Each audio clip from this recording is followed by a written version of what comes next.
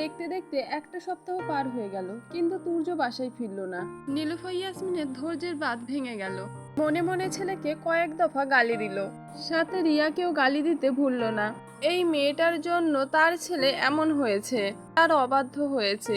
এই 7 দিন নূর স্কুলে যায়নি, নীলুফা নিষেধ করেছে। নীলুফা নূরকে কাছে ডাকলো, নূর এসে পাশে বসলো। নীলুফা আলতো করে নূরের মাথায় হাত বুলাতে বুলাতে বলল, আমাকে ছেড়ে একা থাকতে পারবি নূর? নূর দুই দিকে মাথা নাড়িয়ে জানিয়ে দিল সে পারবে না। নীলুফা আলতো করে নূরের কাঁধে হাত রেখে বলল, তোকে পারতেই হবে নূর, তোকে আমি তুর্যর কাছে পাঠিয়ে দেব। তুর্যের সাথে থাকার কথা শুনে নূরের অন্তরাত্মা কেঁপে উঠল। এই মানুষটা তাকে দুই চোখে সহ্য করতে পারে না, তার সাথে কি করে থাকবে নূর? তার জন্য তো তুর্য বাড়ি ছেড়ে চলে গেল। এখন সে যদি তুর্যের কাছে যায়, তাহলে কি তুর্য নূরকে স্ত্রীর অধিকার দেবে?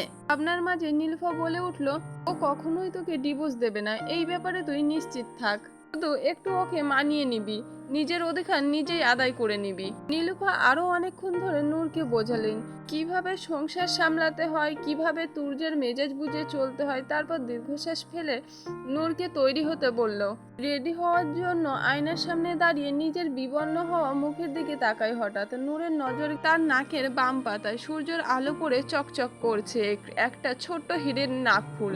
গতকালই তো পরম মমতায় নীলুফা ইয়াসমিন নিজের হাতে এটা পরিয়ে দিয়েছিলেন তাকে।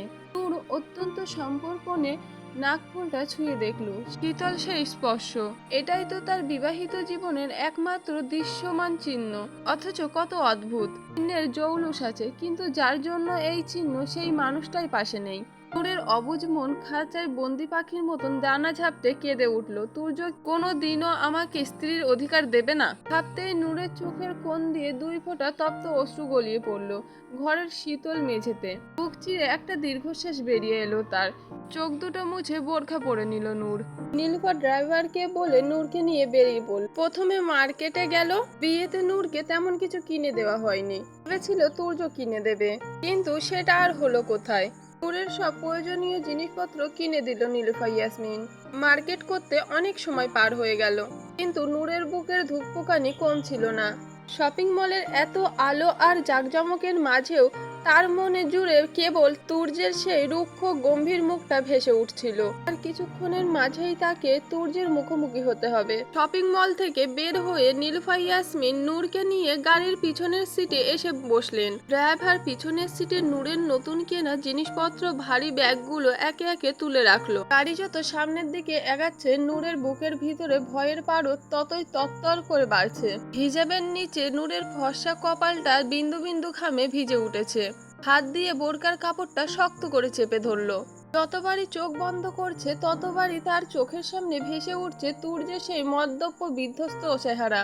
অবশেষে তারা তুর্যের বাসার সামনে এসে পৌঁছালো।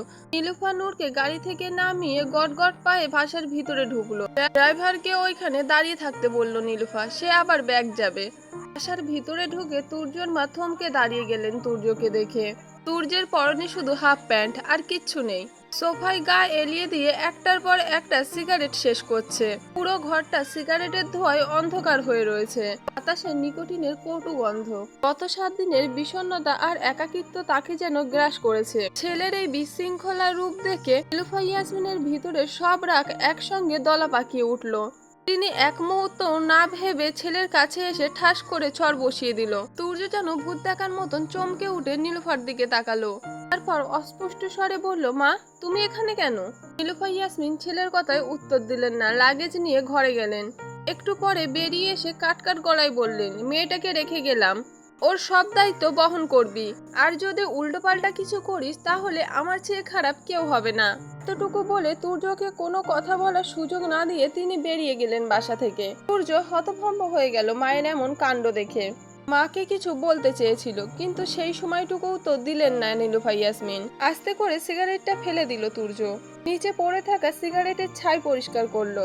গায়ে একটা টি শার্ট পরে সাদা কালো চেকের একটা ট্রাউজার পরে নিজের ঘরের দিকে পা বাড়ালো, কিন্তু ঘরে ঢোকার সাহস তার হলো না। নীলুফা ইয়াসমিন যে নূরকে তুর্যের ঘরে রেখে গেছে। ড্রয়িং রুমের ওয়াকিং টেবিলে গিয়ে বসলো।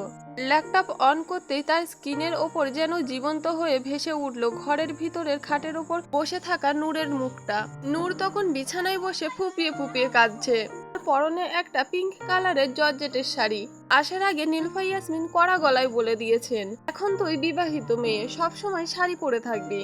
কিন্তু এই জ্যৈষ্ঠ মাসের ভাবসা গরমে মেয়েটার জর্জেটের শাড়ি পরে থাকাটা যে কতটা যন্ত্রণাদায়ক তা কেবল ওই অবুঝ বালিকাই বুঝেছিল। সূর্য নিজের ঘরের এসিটাও অন করে রাখেনি, ফলে পুরো ঘরটা যেন একটা জ্বলন্ত উনুন হয়ে রয়েছে। গরমে আর কষ্টে নূরের ফর্সা মুখটা লাল হয়ে গেছে, ফেটে জল বেরাচ্ছে। বাইরে থেকে ল্যাপটপের স্ক্রিনে নূরের এই কষ্টটা দেখে চমকায় তুর্যের তীব্র রাগ হলো মেয়েটার ওপর। তো কেন এই রাগটা হচ্ছে সে নিজেই বুঝতে পারলো না। রাগটা কি নূরের ওপর, নাকি নিজের ভাগ্যের ওপর, নাকি মায়ের ওপর? এক ঝটকায় ল্যাপটপের স্ক্রিনটা বন্ধ করে দিয়ে সোফায় শুয়ে পড়লো তুর্য, কিন্তু তার চোখে ঘুম এলো না। ঘরের সিলিং ফ্যানের দিকে তাকিয়ে থাকতে থাকতে বারবার তার চোখের সামনে ভেসে উঠতে লাগলো জর্জেট শাড়ি পরা, গরমে ছটফট করতে থাকা নূরের ওই জল ভরা নিষ্পাপ মুখটা। অপরাধবোধ আর ক্রোধের মিশ্রণে মাঝরাতে আবার ছটফট করে উঠল তুর্য। আবার ল্যাপটপ অন করলো। নূর ঘুমিয়ে পড়েছে, কিন্তু তার গা ঘেমে শাড়ি ভিজে গেছে।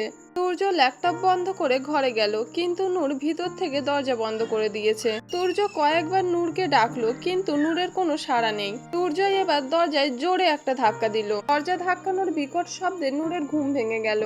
ফরফর করে বিছানায় উঠে বসলো নূর, কিন্তু দরজা খোলার সাহস হলো না তার। দরজার বাইরে দাঁড়িয়ে তুর্যর মেজাজ তখন সপ্তম আকাশে। গরমে সেদ্ধ হচ্ছে, আবার শাড়ি পরে ঘুমাচ্ছে। ওর শাড়ি আজ কেটে কুটি কুটি করে ডাস্টবিনে ফেলে দেব, শাড়ি পরার শখ মিটিয়ে দেব। আবার দরজা ধাক্কালো, নূরকে ডাকলো।